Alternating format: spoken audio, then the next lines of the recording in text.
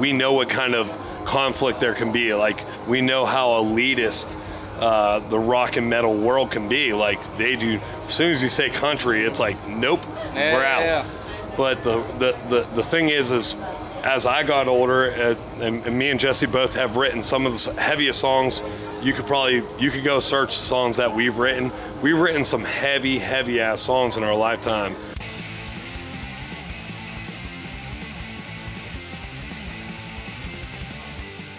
Moshpitpassion, you know, for the passion of music. Herzlich willkommen hier bei moshpitpassion auf YouTube. Wer uns in den letzten Tagen oder auch Wochen intensiver verfolgt hat, der weiß ganz genau, wir sind auf Wacken, liefern euch nicht nur den einen oder anderen Vlog, sondern machen auch Interviews. Und ich freue mich, ehrlich gesagt, hier eine Band zu haben, die in den letzten Monaten bei mir fast täglich tatsächlich läuft. Und zwar sind das Lakeview hier, die wir zu Gast haben. Thank you very much for having me, for your time. Thank you for having us. Thank you for having us. Danke, Sean. And when you started the band, did you ever imagine one day to playing at the biggest metal festival with your style of music, actually? Absolutely not. Yeah. How are your feelings currently after the gig and before the gig? Because it was something special, arranged also with handicapped people. And yeah, how was it?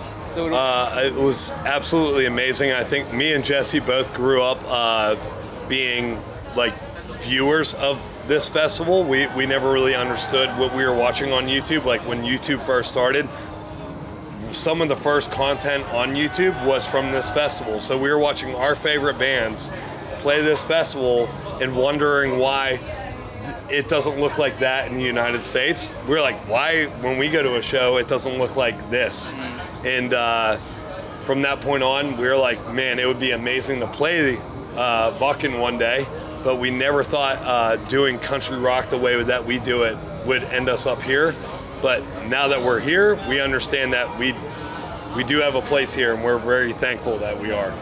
How is the festival culture in the US? I know you got something like Rocklahoma, for instance, is pretty big in Las Vegas. New Spirit World, or how was it? New World? There's a bunch of them. Yeah, there's a bunch of them. Yeah, I mean, it's all pretty similar. I think rock fans in America, in the UK, and Germany, I think we all have the same. We all get the same enjoyment out of it. We want to be physically involved in the show. You want to mosh, you want to hang out, put your hand up, you want to scream and yell. So it's cool for us to play like the country rock, and we play those country shows, and we influence the crowd and kind of teach them, like, hey, this is how a fan of rock and metal would do it. Like, put your hand up, crowd surf, jump off the stage, you know, start a mosh pit. You know, so it's cool to come here, and you don't really have to do much to get them going. They're ready to go. You know. I think also a couple of years ago, this kind of festival was known for heavy metal music, and over the last 5-6 years, the range of bands, they are very widespread. Like Drowning Pool played here, Fear Factory, your kind of music, metalcore bands, modern metal bands, and I would say, like I said, 5 or 6 years ago, or 7 years ago, it would never be possible that people somehow would accept this style of music, I would say. And you mentioned before, when you started the band, it was also like 6-7 years ago that more or less traditional heavy metal music was there. And do you were also maybe some kind afraid, like, all right, our style of music is playing at a more or less background of a heavy metal festival. People like, what the f is that? Do we have this kind of thoughts or something like, or was like, we do our style, who is there can enjoy us, who not is also okay? You know, I think when we first started, even in the States, like, we were like, well, we might not fit in with the country artists, and we definitely won't fit in with the rock artists, because we grew up touring in rock and metal, so we know what kind of conflict there can be. Like, we know how elitist the rock and metal world can be. Like, they do, as soon as you say country, it's like, nope, we're out. Yeah. But the thing is as I got older, and me and Jesse both have written some of the heaviest songs. You could go search the songs that we've written. We've written some heavy ass songs in our lifetime. The older we've gotten, country music has made more sense to us than it ever has at any point in our lives. It's about connection in the storytelling. Yeah. I think the country part comes in with the storytelling and what people need to hear. The story that what you do every day does make a difference. Just because you're not standing on that stage, that doesn't matter. What you do when you punch that clock, or if it's you're digging that hole, or if you're in a hospital taking care of a patient, that stuff matters. And you never get the pat on the back that you should get. That's where this comes in and go, hey, country music is about telling a story that's real and authentic. And I think we lose that in a little bit of rock, but what we lose in country is the physical participation in the actual show itself. That's where we're like, hey, there's a huge void here. I'm bored to death at a country show, but I'm not getting what I want maybe emotionally from a rock show. So I think that's where we kind of were like, this is what we want to hear on the radio, is what Lakeview is.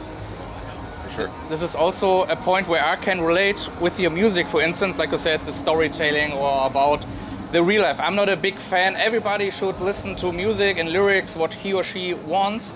Yeah. But I'm not the type of guy who listens to Dungeons and Dragons related themes. I'm more like about realistic stuff. And for instance, your music is a real life experience. Singing about a single mom who's hustling. You did also the music video where you played the barkeeper. Yeah. Oh, yeah. For instance, it's something for me like, where I really can relate. And it's something like, oh, cool, this band is singing about the middle class, actually, which is unfortunately becoming more and more less, you know. Lower class. Yeah, of course. Yeah, I mean, I think it's cool to, I think those themes connect with people no matter if you're in Germany or if you're in America.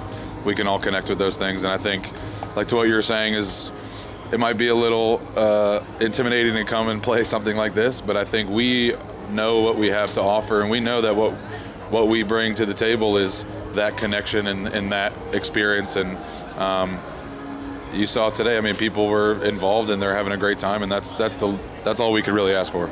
And how do you decide which topic is doing the final cut for a song or a record? Do you discuss this like, hey, come on, let's write about, for instance, the single mom who is hustling, or is it something that's coming natural and it's like a puzzle, it's building up? How do you arrange this kind of songwriting?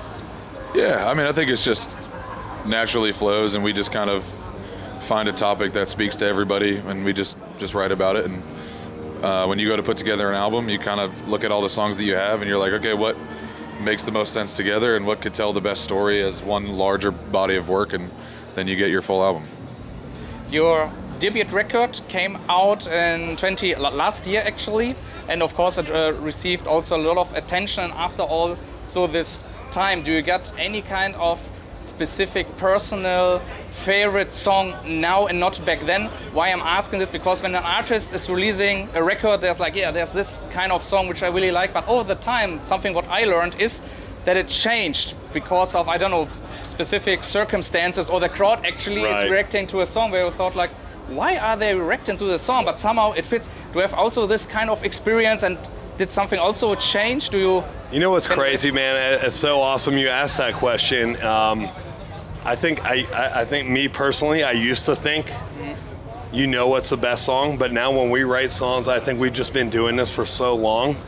When you write a song, even if it's not your favorite song, you kind of know what's going to be the biggest song. Like Wrong Side of the Track, I think is the biggest song that we have. It's the biggest song in the world, I think, that we could offer right now. We have a lot of songs that we haven't released that I think that could go past that. But when you're talking about the Lakeview self-titled album, when we wrote that song, we wrote 3 other songs that within 2 days in the same writing camp that are also amazing. And in some ways, I like some of those songs even better. I think they're a little bit more clever. I think that like we nailed some songwriting that has never been done before with those songs. But when we wrote Wrong Side of the Track, I think there was just this special moment that happened with that was like, this is the biggest song that we got, and we don't even know it yet, but this is the one. And I like me and Jesse, when we got done with that, we were like, yeah, this is bigger than we'll understand, and we won't even see it for a long time to come. But when we were first starting out, I think we were like, oh, this is going to be huge, and then it wasn't. You know, it was like a song that you don't expect. But as we got older, we start learning to recognize like what is going to connect the best. What I really like is also that you call your community of fan base is a home team, of course, which is always supporting, like from the sports. Now, always the home team is your back, you can say. Yes. What about them? Actually, about the song which you mentioned, do they have also a different song where they can relate? It's like, oh, that is for our home team, that special kind of song, or maybe is it for you something? It's also, let me say, it was something that was built up during the last year, and maybe on the new record, that's something where you say we pay some kind of homage to the home team with that kind of song. Are you any influence about that? Yeah, we have a song called Dying Breed, which is it's kind of like the second home team. It's like the new anthem for them. And like you were saying, as you go to play it live, you start to go like, oh wow, people are really connecting with it, and they're singing all the words, and they're involved, and you're like, okay, this is great. It's connecting, and it's just really interesting to take those songs on the road and play them and see how people react. And in general, how is it in the US if you compare it to Europe about your, let me say, themes in your lyrics, and also maybe you get some kind of, let me say, Christian or religious approach in your songs? How do they react? Because usually metalheads, classical metalheads are like, no religion, no God, something like that. How it is if you compare it to the US and in Europe? Is it some kind of problem, or are the community even See, like open-minded about that? It's not religion. It's not like make-believe. That's one thing that's why I was saying earlier. It's like country bridges that gap between make-believe and religion to reality. We're reality. This is authentic stuff to us, and we know it will connect with everybody else because there's more people like us and then there isn't. Even in Germany, in Netherlands, UK, China, wherever the hell we go, there's more people like me and you and then there isn't. We're all trying to survive out here, and it's only getting harder. And there's a lot of jobs everybody's doing that never get a thank you. And that's why we exist. This is the stuff that me and Jesse have walked home for and not eaten for a week straight, not paid bills for a week straight because we're trying to make stuff happen, but also working 12 hours a day, manual labor. And we understand that exists everywhere, not just America, not just Germany. It exists everywhere. That's the home team. It's the people who are trying their best and never get a thank you. That's what this is. That's country music, is being authentic. That's what I love about country music. What I love about rock is the physical mentality, is the energy. That's what I love about rock. What I love about country, and nothing will ever beat this. It will last forever. It's nothing will last longer than a country song because it's authentic and it's real. I really like this kind of spirit to it in general, to connecting people and not dividing people for, let me say, beliefs or religion or something like that. I don't know if you ever met POD, the POD guys. Oh, yeah. Actually, yeah. And for instance, they got the same mindset because they are often, let me say, reduced to it's a Christian band and they preaching or something like that. And that's also said, we did an interview a couple of months back. No, it was never about that press people who don't like us are pushing us into this kind of direction. We want to connect people and don't to push beliefs or something like that. He said pretty much the same what you said. And it's really cool to see in general that bands are saying this, like, no, we don't want to divide, we don't want to push our beliefs. People should come to our show, everybody should enjoy. Everybody's welcome. Yeah. And everybody needs it, man. Everybody needs it. Also, we love POD. We love those guys a lot. Yeah, POD's great. One of my favorite bands when I was a kid. Yeah, really? Oh, yeah. Which is your favorite song? My favorite record is Elements of Southtown. Yeah, that first record's so sick. Yeah. We all love Southtown. We love Southtown. Bring it back. We want it back, baby. All right, guys, I see, unfortunately, our time is running out. There's one question left because our magazine is called Moshpitpassion. I want to ask you about your personal mosh pit experience, or maybe where you're standing on a stage and you were like, what the F is happening? Do you have any kind of silly, crazy, or even your first mosh pit experience to say? Yeah, we'll just do the first Lakeview one so that we don't get arrested on this podcast. We were in South Carolina playing a show, and it was we played a song called Rock Bottom, which is one of our songs. It has like a breakdown in it. It was the first time we're standing on stage, and we look in there, and a fucking mosh pit opened up at a Lakeview show, and we just looked at each other. We're like, holy shit, I can't believe it actually happened. You know, it was just a really cool. There's probably like 100 people there or something like that, and everybody was involved. It was super cool to be on stage playing our style of music, coming from where we come from, to witness a mosh pit at a Lakeview show. It was just fucking awesome. Hatebreed of country, baby. Yeah. Here we are. And nobody got hurt and nobody got sued. A couple people, maybe a couple people got hurt, but no one got sued. So we're good. That's good to hear. We're good. No suing. Yeah. Okay, guys, thank you very much for the interview. Please support Lakeview. I put everything down in the description about this band. I love their music. Please check them out. See you next time, guys. Bye.